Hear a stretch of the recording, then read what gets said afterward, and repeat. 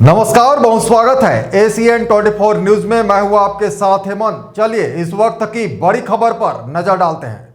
और इस वक्त की बड़ी खबर सारंग और बिलाईगढ़ जिले से निकलकर सामने आ रही है, जहां ग्राम दहिदा के पास नदी किनारे एक अज्ञात व्यक्ति की लाश मिलने से इलाके में हड़कंप मच गया है।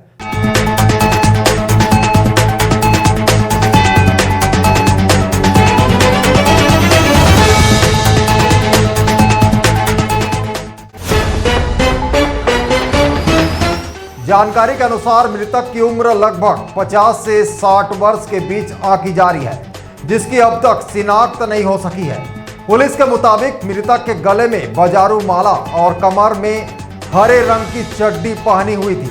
प्रत्यक्षदर्शियों का कहना है कि शव को कोसम कुंडा और जैतपुर महानदी घाट में बहते हुए देखा गया था, जिसके बाद इसकी सूचना पुलिस को दी गई।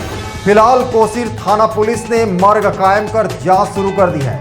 शव की शिनाख्त के लिए आम जन से सहयोग की अपील की गई है।